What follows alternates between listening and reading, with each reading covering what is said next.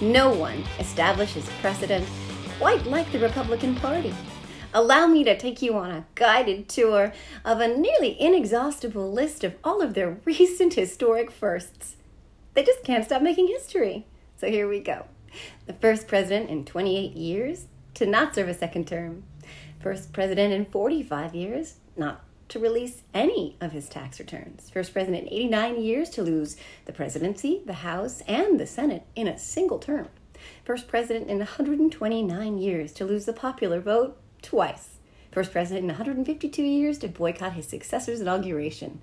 First president ever to fail to hit a 50% approval rating at any point during their presidency. First president ever to be elected with the help of a foreign nation. First president ever to be impeached twice.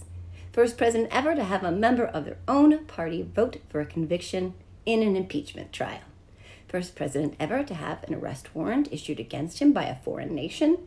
First president ever to refuse to concede defeat. First president to be banned from social media. First president to refuse to ensure the peaceful transfer of power. First president to have their home searched for official national security documents.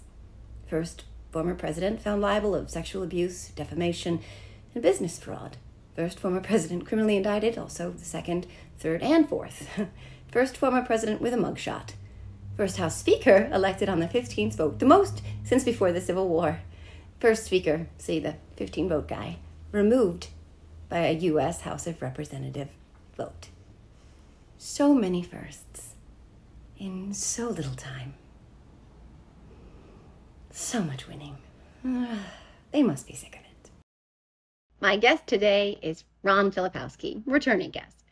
Editor-in-chief at MeidasTouch.com, co-host of the Uncovered podcast, attorney, Marine, former federal and state prosecutor, Republican Party insane, asylum escapee. The stars align again for Ron's appearance on my podcast because this has been anything but a slow news week. He's the perfect guest for this week's episode because he's so good at unpacking so much of the absolute insanity unfolding in the Republican Party. We talk McCarthy, we talk about John Kelly, we talk about Trump's fraud trial and his gag order, and so much more. Enjoy. Welcome back to the Are You Effing Kidding Me podcast, Ron Filipkowski. Thank you. I'm glad to be back. It's been a couple months, right? Yeah, you were my first ever guest, and it's funny because once again, we're in the situation where we don't have anything to talk about, and it's such a bummer because right. When you were on the first episode ever, a little, I think, like Trump Indictment or something might have dropped, and it was a really slow news day. So yeah, we have one of those again. It's just a couple of things happened yesterday and like this week, but like, holy shit, I don't even know where to start. So I'm going to start with McCarthy because congratulations, Kevin McCarthy. You made history. You are the first speaker to ever be removed by a vote from the speakership. And in the process, like embarrassed yourself, your party, the country. Like, who would have thought this could have happened after 15 votes to get him in that seat? Yeah.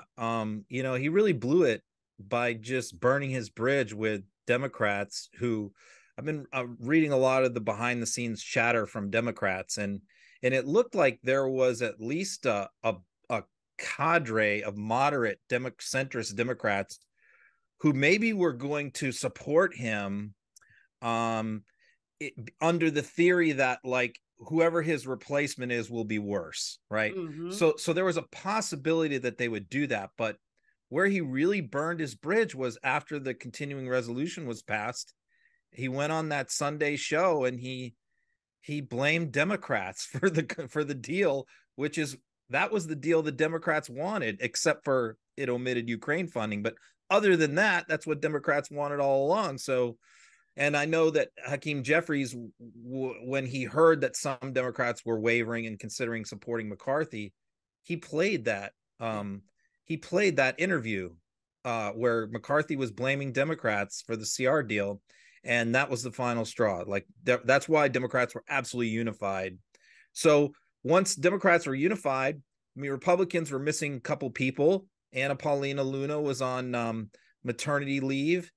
And then there's something happened medically, I think, with another person. then, Gates didn't need that many Republicans to side with him. And Yeah. really the straw that broke the camel's back was the Nancy Mace vote. Once Mace made that, then it was over. That surprised everybody. Yeah, and I have a lot of thoughts on Nancy Mace, but I have to say that when I watched that clip, I think Aaron posted that clip the first time I saw it, of McCarthy out there blaming the Democrats, and I responded like, dude, what are you doing? Like, the reason the government is open is because they came to the table and were the grown-ups in the room, and you're going to go out there on the Sunday shows or the Saturday shows, which it was a Sunday show, yeah, and blame them. I was like, this is stupid. I didn't know, because I really believed, like you said, I thought for sure that the Democrats would, like, there'd be a coalition of them again, thinking it could be worse, and we know now that it could definitely be worse. And he ended up, they passed a budget when Donald Trump wanted them to, default on the debt. And then they passed the CR when Donald Trump wanted a shutdown. So he wasn't bending 1000% to, the rabid, most extreme, into the real rabid Trumpers. So they knew that there could be worse. But when I didn't really know actually that it was that interview where they were like, oh yeah, no, fuck this. We're not doing that. Like, and he since, I think, because they didn't, obviously, he's been attacking them even more. And then we see just all this pettiness and like this stuff where they're, rekeying offices. Like Nancy Pelosi's at a funeral for Dianne Feinstein right now. And like, they're making her move offices and stuff. But to blame the Democrats, to blame them for the fact that there was even close to a shutdown when they passed the CR is insane. But to blame them now for not supporting him, and like the list of things that he's done to them, including the censure of Adam Schiff, removing Schiff and Swalwell from the intelligence committees, removing Ilhan Omar from foreign affairs, the impeachment bullshit inquiry, weaponization committee, Marge in charge of like committees. I mean, like the weaponization, all the porn pics of Hunter Palooza. I mean, did he really think that the Democrats after that, and then after being dragged on the Sunday shows, would be like, oh yeah, we'll come to your rescue? No. But then now what happens? Because we're never going to coalesce behind one person. The Republicans can't coalesce around what day of the week it is. Well, Jim Jordan has already announced this morning that he's running. He put out an actual letter that said that. Yeah. I mean, all this stuff about drafting Trump is utterly ridiculous, and that'll never happen. So forget that. Scalise appears to be running, but I think they're very divided over those two. I think there's a lot of people that don't like I know there's a lot of people that don't like Scalise among the Republicans. Mm-hmm. And I know that there's probably some reasonable Main Street style Republicans who don't want Jim Jordan. Jim Jordan is incompetent. He's a fuck up. I mean, yeah. Jim Jordan couldn't run, like I said, text yesterday, he couldn't run a Cub Scout troop. Like, he's disorganized, he's dumb. Yeah. And I think that deep down, a lot of Republicans know that if they put him up as speaker, it will be a disaster, because speaker involves a lot of work and a lot of organization and a lot of strategy. I mean, Kevin was much better at it than Jordan, but Kevin was not good. And Jordan, I think that a lot of Republicans have to know that if they put Jordan up, the House will be an absolute unmitigated disaster, and they will lose 25, 30 seats because of it. Yeah. Not to mention that Jim would easily, happily acquiesce to those same rabid voices that Kevin was trying to somehow placate and yet not placate at the same time, when like push came to shove and it was about keeping the government open or something, to that effect. But Jim would definitely not push back against, a Matt Gaetz. Like, this is his buddy. They're Beavis and Butthead. Like, he's going to be like, oh, sure. You want to, put signs on the bathrooms that say like there are only two genders. Yeah, we'll do that. I mean, Gaetz calls him his mentor. Oh, that's right. I forgot. Yeah, I tweeted about that yesterday too. It's like when a guy, when Jim Jordan is your mentor, it's like a perfectly natural arc that you're going to end up being investigated for like child sex trafficking. It's like kind of like, it's like, like a gateway drug to that. It's like, that's your mentor. I mean, but the thing is, like, the Senate and the president we have. So Jim Jordan can't pass anything that's going to actually become law. That's crazy. Okay. Mm-hmm. The only thing he can do cause internal chaos inside the House. And that will just hurt his own party. It'll hurt Donald Trump. it'll hurt whoever their presidential candidate is. It'll hurt their Senate candidates. So I mean, in a way, I kind of almost want them to choose Jordan because, but it'll be bad for the country, but it'll be good for the Democratic Party. So if I was a party first guy, I would say choose Jim Jordan. But it's bad for the country. It's like taking a little bit of medicine, right? Like it's short-term pain. Exactly. Like I don't want to say swallow in relation to Jim Jordan in any way, shape, or form, but like swallow the bitter pill that is him for now, because the country will benefit ultimately in the end, because it's literally about saving our democracy in 2024. And maybe we just have to suffer with some chaos, but the chaos could mean that the government shuts down, because they have to come together enough to make sure that that doesn't happen. And with no one at the helm, it's not clearly happening, but with Jim Jordan at the helm, how the hell does that happen at all? So then what? If we have no House, we have no funded government, are we in a perpetual shutdown until 2024? What happens? And think about it. It would be a shutdown over Thanksgiving and Christmas. Yeah. Even worse, because all those people aren't getting paid now. Right. Going into the holidays. Right. And let's not delude ourselves into thinking that these are people who like can just live on their savings for months at a time, weeks at a time. I know I can't live on savings for 3 weeks, like maybe 2 tops. But these are people who are expected to not live like paycheck to paycheck, and they're supposed to survive over the holidays without a paycheck. This is America first, right? Brought to you by Jim Jordan and the House Republicans. Yeah, that's why I say it'll be good for Democrats politically, even though it will hurt a lot of people, But it wouldn't be Democrats' fault. They clearly would take the blame. And that was the other funny part when during the continuing resolution stuff, when they were trying to blame Democrats, and it's like, you guys are in charge. You are the majority. You run the House. Like, this might fool it doesn't even fool their people. Right. Like even their people knew you guys need to get this done, Yeah, only problem there is that with a shutdown in particular, like the people where I live, right? They don't get into the weeds on all this stuff. They don't know who's who. They barely know who speaker is. Yep. They have a shutdown, and let's say that my friend's husband, who works at the local military base, goes without pay for however long. My friend feels that. They voted for Trump, by the way, but they feel that, and so their inclination is not to blame, Jim friggin' Jordan. They're like, well, what's Biden doing? And why isn't he doing anything? And why am I suffering? Because prices are high, and that's Biden's fault, which it's not. And gas is high, which they blame Biden for it, even though it's not. And now my husband's not getting paid, and I'm not getting paid, and they'll blame Biden. So like, there's one for MAGA voters, it's never going to change anyway, but there are those people in the middle who are like, you can't, for whatever reason, the messaging doesn't reach them, and they just blame the guy at the top. Yeah. And honestly, like, that was my main reason why I didn't want Biden to run. It wasn't because of his age and all of that. The main reason why I didn't want Biden to run is because I knew, and I'm talking about, I didn't want him to run again back in 2021, because I knew that he had such a mess to clean up. And you had the global inflation, you had the pandemic, you had gas prices all over the world, you had the Ukraine war. And I knew whoever's president, the American people are going to blame him for all of that, whether it's his fault or not. And so I figured, he would take all the blame, all the arrows and all the fire. And then, another candidate would be able to come in and run clean without all of that. So that's the way I thought it was going to play out. So I didn't expect him to run again. And again, it's not because I think Biden's done a bad job, because I don't think that.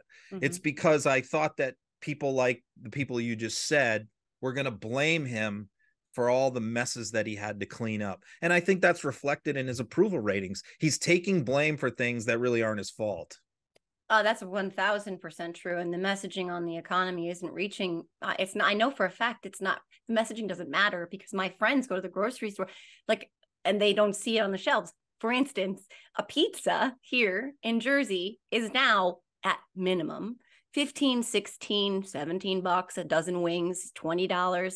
A couple of years ago, like, that would have been unheard of. But this is what, we're dealing with in reality. And so for my friends who, again, aren't in the weeds on these things, they're looking at Biden and blaming him, and not blaming, because they don't know that the CEOs are making, 400 times what their employees are making, or that the billionaires in this country have grown in wealth since the Trump tax cut by like I don't even know, $5 trillion or something since his tax cut, 77% richer, the 700 and whatever number of billionaires we have in this country since the tax cut. They don't know any of that stuff. They know that a pizza should not cost $17. And so they blame the guy at the top. And that's a problem. And to get the messaging through that, like, oh, but jobs are up and this is up and this is, they don't care because it doesn't affect their pocketbooks. And that's a problem. So we have to talk about that, address that. But you and I have always kind of differed on Biden in this way, because I do think that that even though he's taking all that flack, which is expected, that a primary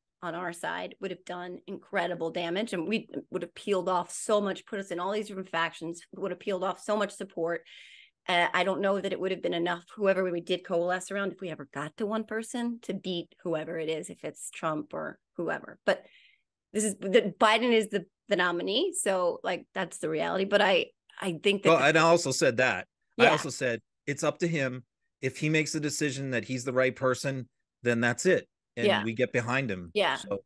Yeah, and I love that coalition that exists behind him, which is it also consists of former Republicans, you know, like Michael Steele and Lincoln Project, et cetera. These people understand that this is really a choice between a democracy and the alternative, which the alternative is not good. It's a very scary authoritarian hellscape, which we could conceivably have Donald Trump at the helm of. It would be a worse version of Donald Trump than we would have had he won 20. Yeah. And that we did have when he won 16. This would be a far worse version. Yeah. Right. There's nobody left. There's nobody left to check any of his worst impulses, first of all. But secondly, like, he knows now that there's nothing he really can't do. There's nothing he can't try or get away with. Nothing. Yep. I mean, who would he put in these positions? Stephen Miller, Steve Bannon, Rudy Giuliani? Like, who's the attorney general under a second Trump administration at this point? Well, it'd be probably Mike Davis, who just tweeted yesterday that, you know, we need to lock all these black people up. It'd be somebody like that. It wouldn't be Rudy. It's not gonna be Rudy. But you could have as a Secretary of Defense, Michael Flynn. Jeez. Certainly Stephen Miller could be in charge of Homeland Security. Mm-hmm. Or ICE. Yeah, I mean, there's going to be nobody there who will say no to him. That's for sure. Yeah, definitely not. And I want to talk about his trial in New York and his gag order, because that's also pressing news. But real quick, I wanted to take a pit stop here on Kelly, and you calling Kelly out repeatedly for. So there were the people who said no to Trump, which was, John Kelly sometimes said no to Trump, but they also knew who he was, knew the things he was saying in real time, the things that are shocking, that would have changed the trajectory of a lot of people's minds in this country, I fully believe. And he didn't say anything at the time. And now he's on record saying that Trump not only said the suckers and losers comment, he did talk about not wanting any amputees that were veterans to appear near him because he didn't like the way that it looked. And that quote where he said he didn't understand why at Arlington National Cemetery, why any of them did what they did, what was in it for them. He went on the record and said it, but he won't say it like out loud on video, live, etc. And you keep calling him out for that. And I think you're 100% right. I'll tell you why. The reason is because I monitor the right. And so I know how the right is reacting to different things. And so that impacts my thinking. Now, when this story first broke, it was in the Atlantic, and it was in 2020, the middle of the campaign, and it hit like a bombshell, right? But, when you read it, of course, there's one big problem with the story, and that is it was all unnamed sources, right? But when you look at when you connect the dots, as some people did, and say, okay, well, who is at that meeting? Who is in Normandy? Who is here? When you connected the different conversations where the different events, Arlington, where these comments were made, there was only one person who was at all of them, and that was John Kelly. So anybody could have quite easily figured out the source for this is John Kelly. And I did at the time. And what I said was, because what did Trump say, and what did all of his supporters say? Fake news. This is fake news. It's all lies. The media lies. This is all made up. Mm-hmm. So I, at that time, was calling for Kelly to come forward and say something. at least corroborate the story. But what we heard from him was from some of the generals who knew him, who are also trying to get him to come forward, was he's a military guy and he doesn't want to get involved in politics and he doesn't want to put his thumb on the scale in the election. And as a retired general, he doesn't feel that's appropriate. So time goes by, that gets forgotten. And now all of a sudden he comes forward this week and, okay, I'll now confirm it was me who said all this. So not only did he hang this Atlantic reporter out to dry for 3 years, right? Mm-hmm. I think it's the editor of the Atlantic who wrote the story, Goldberg, I think it is. And so now he's confirmed it. But still, I'm reading the Republican reaction to this news story, and what are they all saying? Fake news, it's a lie. You know, let's see him on camera. You know, he's not saying it publicly. Think about how much more impactful it would be instead of him just issuing a statement to Jake Tapper, for him to go on Jake Tapper on camera, because now we could clip that. Biden could use it in commercials. It could run in ads, and nobody can deny that he said it. Okay. But now they're able to deny it. And so I think, you know, Kelly took an oath to the Constitution.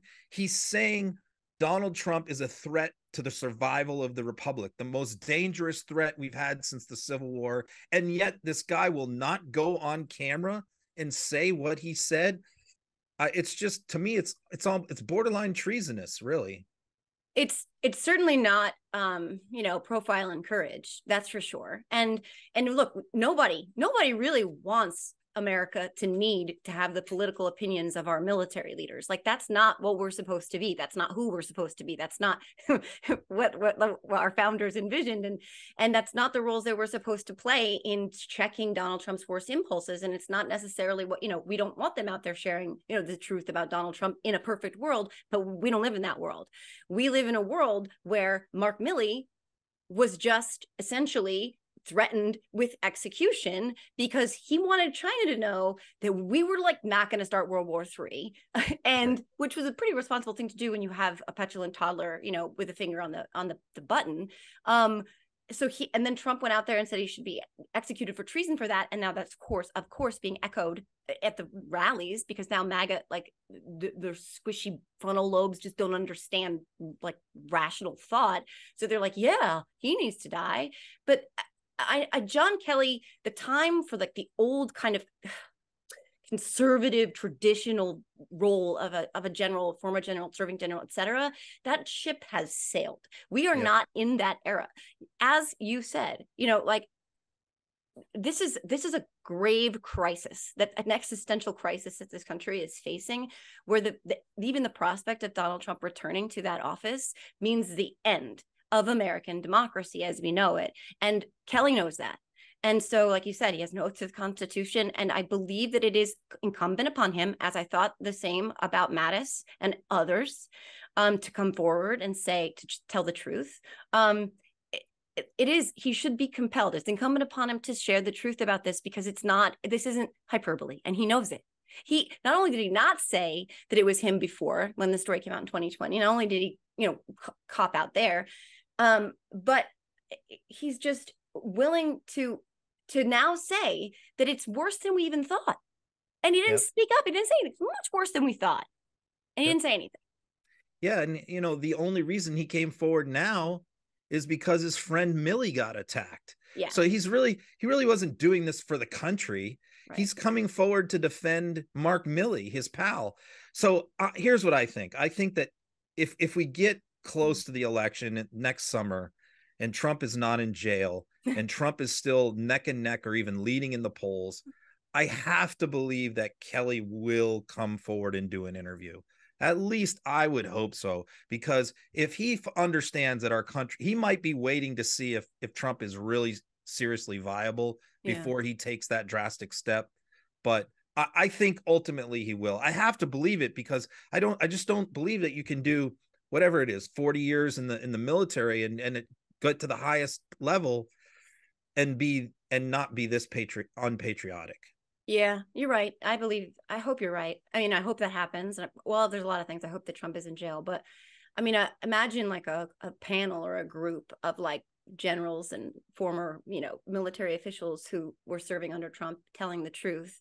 I think that would do a lot of good. I don't know that, again, it's not moving the really hardcore hardliners. They're not moving because that's Orwellian shit. They're lost. They're not going to believe their own lying eyes and ears. If you tell them that it's not true, they're going to believe what you tell them. But which brings me, it's a good segue to Trump's trial in New York, because there's so many layers there too. He's already been found liable. This isn't a trial to determine whether or not he's guilty of the fraud that he was accused of being guilty of. He's already been found liable. So the trial that we're seeing now is really just about the penalties, right, that he may be facing. I don't think that's completely true. I think it's mostly true. Okay. I think he's been found liable for most of what he's charged with, but not all. So okay. I think they are arguing still some of the factual stuff. Okay. And then all of the damages. Yes. Right. And so he's out there saying first of all, he didn't have to be there, right? I think he's there. No, he doesn't have to be there. Right. So he's there for the circus, and we know why, because that's what he loves. Any attention is good attention for Donald Trump and for MAGA. That's fine. He could also get ahead of the narrative about being found liable already for at least a portion of it, which he's been found liable of some pretty egregious fraud, and Uday and Kusei too. But this idea now that he's saying that he's being unfairly denied the right to a jury, that's not accurate, right? Well, we're currently digging into that story today because no one else has, because the football keeps getting moved by Lucy. It's Charlie Brown keeps trying to kick it on this point. Right. Is first the story was, okay, the judge kicked off the trial by saying, because this is an important part of the trial. The judge kicked off the trial by saying, I don't understand why we're not having a jury trial. You guys could have had one if you wanted one. And that set off the sort of media firestorm over whether Habah forgot to check the box. What we know is that the attorney general asked for a non-jury trial. The question is, either party under normal circumstances has a right to a jury trial. So if one party asks for it, it's typically that's what you get. Okay, so that was the first story. So Habah was saying, no, we didn't have a right to jury trial. And everybody said, yes, you did. Yes, you did. Then yesterday they came out with a new story. And this is the story we're checking into now, which is the new claim that Habah and Trump are making is that under this specific consumer fraud statute, you don't get a jury trial. Now, there are statutes like that where you don't get a jury trial, specific statutes, but we tend to doubt that they're telling the truth about this because they never came out with this version before yesterday. Yeah. So it's kind of like we're doubting it. But when we checked all the media reports and all the reporters covering this trial, no one's done a story on that argument. And the reason why that becomes important is because of what Trump said this morning when he got to court, which is, what did he say? He said, I would win this trial if I had a jury. So now, this is how he does the narrative. He's saying, I was denied a trial because the prosecutor chose to prosecute me under a specific statute where you don't get a jury. So I was denied a jury. Therefore, I'm being convicted by this biased judge. And if I had a jury, I would win. So that is his messaging right now. Mm-hmm. The best way to undercut that messaging is if we could prove that he's lying, that no, you do get a jury trial under this statute. But look, I'm not a consumer fraud attorney in New York, so I don't know. But we have been at Midas Touch, we have been working with digging on this point to try and find out if what they're saying is true. Yeah. Okay. That's an important distinction. I think it's also another way to sort of dismantle his sole argument is to point to the fact that in the E. Jean Carroll case that went to a jury, there were Trumpers on the jury, one who gets all of his news from Tim Pool's podcast. And they took scary. Right. Can you imagine? I mean, can you imagine? Holy shit. But despite that fact, they basically took a lunch to deliberate and then came back and said, yeah, he's liable. So it doesn't really bolster Trump's case that a jury would be like, well, we see all these facts, but I get my news from Tim Pool, so I'm going to find him not liable. But that's what he's going to do. Whatever he's denied, that's the reason why he lost. Yeah. It's sort of like with the election. I lost because mail-in voting. Whatever was allowed, that's why I lost. Right. And the only thing this changes, essentially, is maybe the court of public opinion, but that doesn't impact really, because at this point, who is Donald Trump really convincing further that he's been denied, his due process at this point? Like, he just needs to make the case, I think, mostly, honestly, for his own ego, because of all the cases that he faces. This is the one, I think, this like wizard behind the curtain kind of shit that he like cannot abide. Like, I'm a fraud. I really believe that every lie about Trump sits on this one lie, that he's not this genius real estate guru. It's all a lie. He's not self-made in any way, that they were cheating and conning and not paying people, not just him, but his sons. Like, I think that just the narcissistic need he has to like correct the record and make sure this looks totally fake and biased, that's driving a lot of this, because it's not going to change anything legally for him. It's not going to change the penalties that he's going to be assessed. It's not going to change any appeal, right? No, well, because it's the mythology that was created by The Apprentice, that he is this wildly successful, billionaire from New York. And this whole trial undercuts that entire image. And that entire image is why MAGA loves him, is because they believe that that's what he is. He's this wildly successful playboy billionaire who's smarter than everybody. So yes, this goes to the heart of that narrative. So that's one reason. But the second reason is this could crush him financially. I mean, yes, he can appeal this stuff, but under New York law, that loss of his business licenses and all of that happens while you're appealing. So the appeals could take years, but he can't conduct business during those years. So it's not like all of that gets stayed like Steve Bannon's jail term. Right. It doesn't get put on hold. Not only that, he might have to write a massive check to New York, and I'm not sure he's able to write that check, and he can't get a bank to loan him money for that. That's cash that he has to come up with. So if he gets hit with a $250 million judgment, I don't know that he has that money. And he's already hemorrhaging money for all his other lawyers and his plane and et cetera, et cetera. So it's not like he's running around with, flush with cash. And I don't think, how much more can you tap from Mon Pa MAGA? Well, that's also why he wants the primary to be over, because all of this money that's flowing into Tim Scott and Ron DeSantis and Nikki Haley, he's looking at that going, I want that money. I need that money. Yeah. And he knows if he gets the RNC or whoever to shut down this primary, which is what he's been begging for lately. And Marge, him wanting the primary to be over is all about money. All about money. Is that what you just said? His donors are tapped out and he's spent all that money. He doesn't have any money right now to campaign with. Yeah. And I've heard that a lot of the donors are sending their money to Youngkin, preparing for. That's a new thing. Yeah. Yeah. That's interesting too. That has nothing to do with the primaries, and that's not going to Trump. And I don't see them getting on board spending money on Trump anytime soon, because they don't want Trump. Like the most of the donors want someone reasonable, and that is not certainly him. And because he has a track record of losing, and plus the 91 criminal charges and likely convictions, not 91 likely convictions, but there will be convictions, don't help them get a Republican in the Oval Office. So that'll be interesting. Think about being a Trump donor too. You're not just getting all the solicitations from Trump. You're getting the Kerry Lake, you're getting Matt Gaetz, you're getting all the media people, the podcasters, you're getting Jenna Ellis's legal defense fund, John Eastman's legal defense fund. These people get bombarded every day by like hundreds of people. As bad as it might be for Democrats, we get a few things. They get 100 times more. So it's like, how many little pieces can you cut this pie into? Yeah, and it's like, it's not Make America Great Again. It's like, make America give me your bank account again, like to fund my criminality. Like, I'll take all your money, please. That insulin that I won't help you pay for, I'll take that money too. Okay, well, real quick, the gag order. It's like a gag order. We should talk about that, because that was kind of an interesting day yesterday for us. Yeah.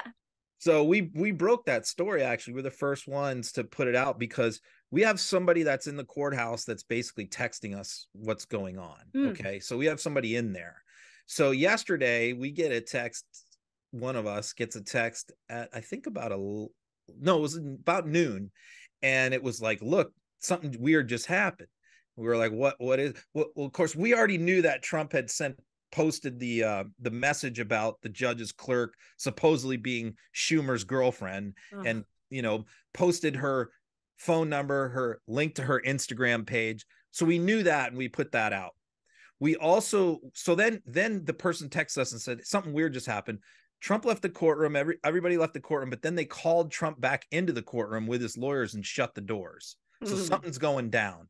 So we put two and two together. We're like, it's got to be that friggin' post that he made on True Social about the judge's secretary, judge's clerk. So we went to her Instagram page to see if she had posted anything, and it was shut down. So we're like, okay, it is okay, because obviously she's getting hammered in the middle of court by Trumpers. So we knew, okay, that has to be what's going down. And then they came out of the courtroom, and then Trump deletes the post. So that's when we go, okay, we don't know exactly what happened. We can put two and two together. Yeah. We're going with the story. So this is probably like where we can take a little more chances than the Washington Post, who would wait for like 3 people to confirm. And we just were like, no, it had to have been that. So we didn't say it definitely was. We just said, this is what we think. And as it turns out, we were right. And we were first. So cool. That's definitely what happened. And you can see Trump has not said boo about the judge or court personnel since then. So that's the partial part of the gag order, because he has gone after, of course, Letitia James since, that he did this morning, and he's gone after the process since, and he's been, I guess, a little bit constrained in that regard compared to what he would probably normally be saying, which we've seen with Judge Chutkan and others, but he's not doing that in this case. But think about it. The argument with Judge Chutkan is in less than 2 weeks about the gag order for DC, which is much broader. Yeah. And this just hands Jack Smith the perfect coup de grace to end that argument, which is, Judge, look what he just did in his trial 2 weeks ago. He went after the judge's clerk. You know, if you don't do this, what is he going to do to your clerk? Yeah. And his penalty in New York is a financial one if he violates the gag order, or is it some kind of like... no, 30 days is the most you can get. And he could get 30 days. And I can tell you the way that trial is going today, because I've been getting regular updates, it is just mean, nasty. The judge is pissed. The judge at one point said, I have a very thick skin, but it has now been pierced. That was a direct quote from the judge about an hour ago. Holy shit. So yeah, I mean, he is furious at the way Trump's lawyers are behaving, what they're doing. They're asking the same questions over and over again. And he thinks that they're just like intentionally trying to be obstructionist and delay everything and drag everything out. And lawyers have penalties for that, enough. don't they? Lawyers have penalties. There are penalties for lawyers who do that, right? Yeah, well, he keeps warning them, and they keep ignoring him. I mean, he tells them, don't ask that question again, and they go right ahead and they do it. And they say, so I think this is a situation where this judge is very mild-mannered and laid back, which I think is not like Judge Chutkan. Yeah. And he's taking a lot of shit from the Trump bullies. And I think at some point he's either going to have to, you know, stand up to them and say, look, I'm the judge. I'm not taking the shit anymore from you. And I think he's probably at that point right about now as we're speaking. Yeah. I think we need to get him a taser. I think that would be a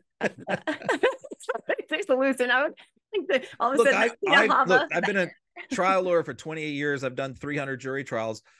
All of us do the same thing. When we get a new judge or a judge we're going to keep pushing, and we're going to keep pushing and see how much we can get away with. I've done it a million times. I'm going to test that judge. And if the judge is going to just let me run roughshod over the courtroom, I'm going to do it, you know, until he stops me. It's like having a substitute. And that's what they're doing. Yeah, it's like an 8th grader with a substitute for history. It's like they're gonna torture them until they push back. Yeah, which I hope my son's history sub never gets a taser, because that would be bad for him. All right, well, I've taken a lot of your time on, and we've clarified a lot of cool stuff. So we're going to segue really fast to my totally random question round.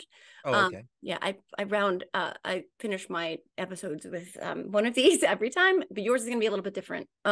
It's not totally, they are totally random questions, but it's 3 rounds of would you rather. Have you ever played that game? I don't think so. Okay, so it's just you're given two options. Okay. And they're designed I have to choose one of the two? Yes, yes. Okay. And by design, they're both kind of unpalatable and probably would not be. Not always, but yeah, my mind is. You're not going to ask like Green or Bobert, are you? Well, no, but no, not quite. But it's me. It's not, but not quite. But it is still me. So it's going to be along those lines in some way, shape, or form. All right. Oh God, Bobert. Oh my God. Sorry. That. Yeah. By the way, somebody had the greatest line on Twitter when that movie thing with Bobert went down. Yeah. He said, I wouldn't vote for Bobert, but I'd go to a movie with her. Yeah. I thought that was a great line. Pretty good. I mean, yeah. The whole thing is just so crazy. And then she was like on the news talking about. He seems like a fun date, you know. Sure. I mean, if you don't, yeah, if you want to polish some girl's boob like a bowling ball, okay, but so crazy. But we're gonna ban books. Yeah. Okay, so yeah, they're both designed to be unpalatable, at least in my mind, and they are not necessarily appropriate, but that's also how my mind works. Okay. One, would you rather, this is an easy one, this is very benign. Would you rather be stuck in an elevator with Marjorie Taylor Greene or Jeanine Pirro?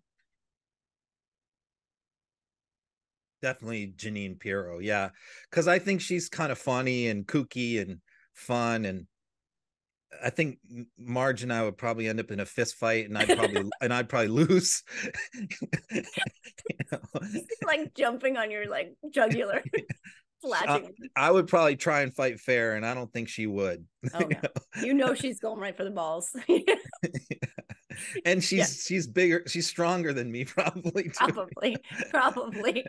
Yeah, and Jeanine's, I think a lot of Jeanine is an act. I'm not saying she's not horrible, she's horrible, but she's probably going to be drunk, so that'll help like alleviate at least the stress. Yeah. And I think a lot of it is carefully crafted character, because when probably has nice perfume and is going to be all Marge, you don't know what you're going to get. No, and at least Jeanine might have some booze in her purse, and that will definitely ease the tensions as well. For sure. Have that little airplane bottle or 5. Okay, number 2.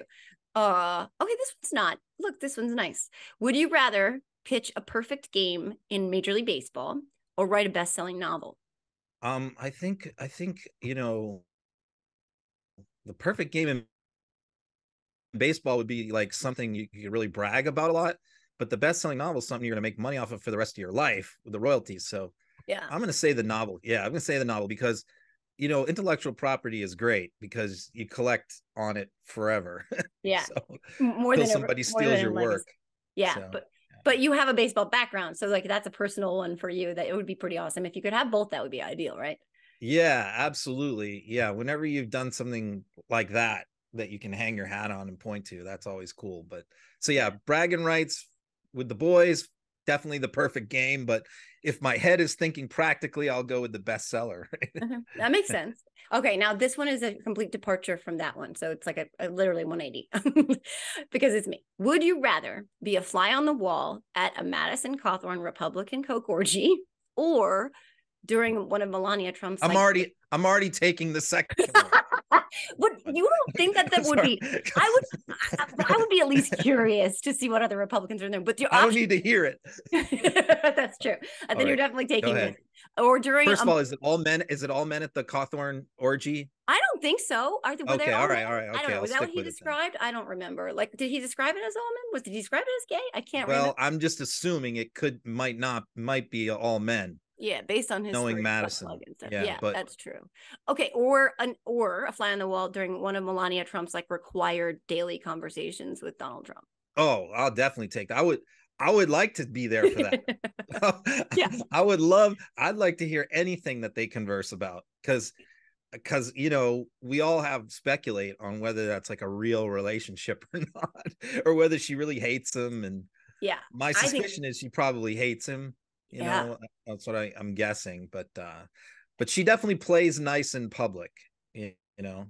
And sometimes she can't hide her true feelings, though. Like sometimes those faces that have gone viral. But I have a feeling their conversations are purely transactional. Like, I need the boy to do the boy that does the luggage to do, like her text with Nauta. It's like this is what I need you to facilitate, or this is what you need to do, or you pay me in Venmo this time. I don't know, like something like that.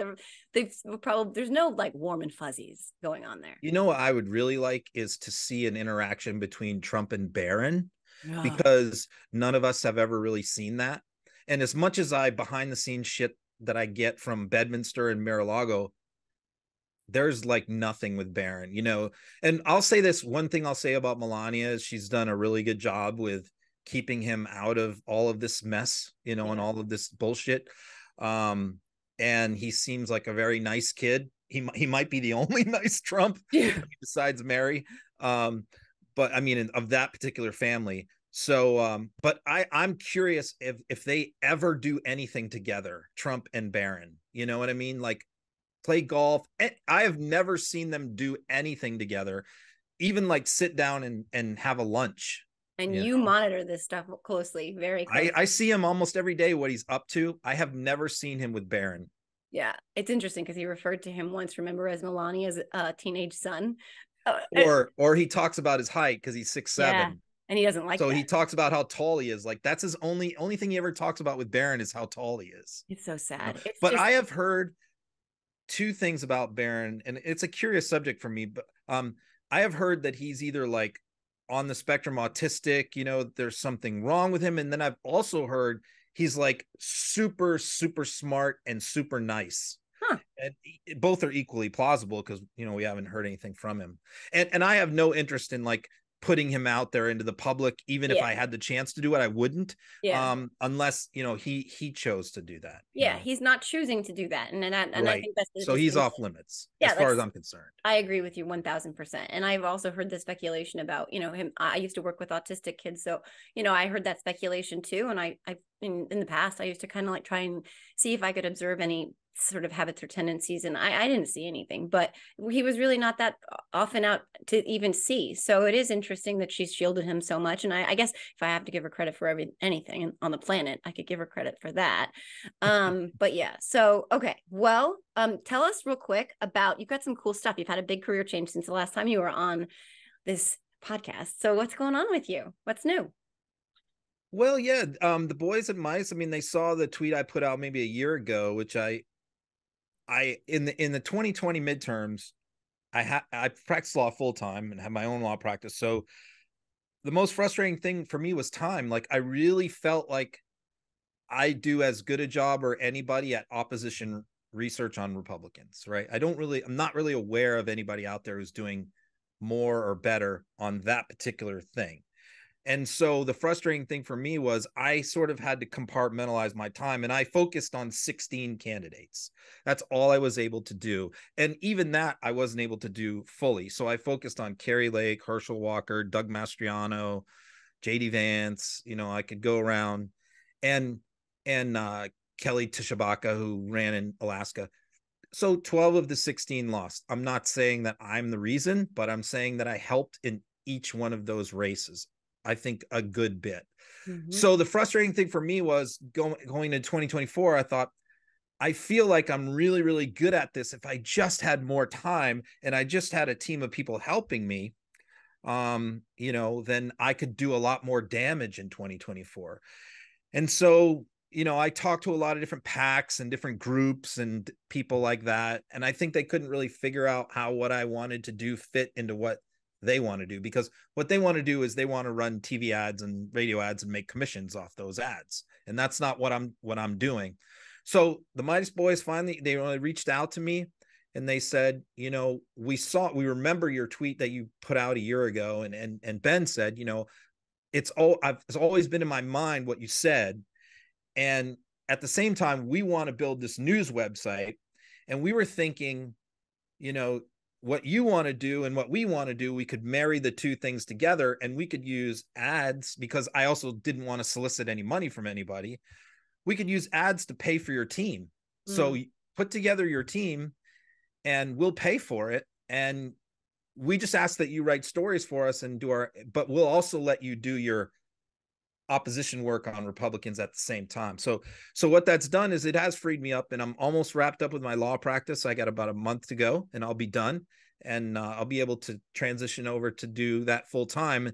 And I'm just so excited that I have 8 people working with me to take on Republicans in 2024. I think we're going to do a lot of damage. I love it. I love it. I love it. And then again, it's like this idea that we have to, like, all hands on deck right now. And this is like a flashing alarm. It's not a time to be passive. It's not a time to wait. It's not a time to sit by and let things just fucking unfold, because they're unfolding in a very bad way. And so, you know, you being, you know, out there fighting, and you are effective. You are definitely making a difference, and having more access and having more ability to do that even more is like so exciting to me too, because I know you're going to make even more of a difference. And looking at 2024, we really do need all hands on deck. So I'm so excited for you. Congratulations on this opportunity. It's awesome. It's perfect and well-deserved. Thank you. Thank you. Yeah, it's great. Great opportunity. And I love the guys I'm working with too. So that's great. They're great. And they are also, you know, fighting the good fight, and they understand what's on the line. And they've understood what's on the line since I first became aware of them, and they understand what's on the line coming down the not too distant future. So I'm excited to watch all of that unfold. And I know we're going to get to see it all unfold live in real time on social media. And I'm excited. So thank you again for that. And thank you for coming on for a very slow news day again. I'm sorry, it's so boring right now. We could talk about puppies or something next time. So that does it for this episode of the Are You Effing Kidding Me podcast. Thank you so much again, Ron Filipkowski, for your time. And thanks everybody for listening or watching, or wherever you're listening or watching this. And we'll see you guys next week. Look, I think we can all agree, if we can't agree on much else, that these are pretty crazy times, and navigating all of that every day can be pretty stressful. In my case, I had 2 middle schoolers, and there are just some days where I'm dragging myself across the finish line. And then there are the nights when a glass of wine or 2 fits the de-stress bill. But let's be honest, I'm a busy mom. I can't be waking up feeling like crap, whether that's that second glass of wine I had, or eating my daughter's leftover chicken fingers because I didn't want them to go to waste. Either way, enter ZBiotics. Here's how you use it. Step 1, have a ZBiotics. For best results, make ZBiotics your first drink of the night. Step 2, drink responsibly. Pace yourself, hydrate, and get a good night's sleep. Step 3, enjoy tomorrow, wake up feeling refreshed and ready to take on the day. ZBiotics Pre-Alcohol Probiotic, your first drink of the night for a better tomorrow. Engineered by a team of PhD microbiologists, ZBiotics is a probiotic drink that breaks down the byproduct of alcohol, which is what's responsible for those rough mornings after drinking. So go to ZBiotics.com/politicalvoices or scan the QR code on the screen right now to get 15% off your first order when you use Political Voices at checkout. Again, go to ZBiotics.com/politicalvoices or scan the QR code on the screen right now.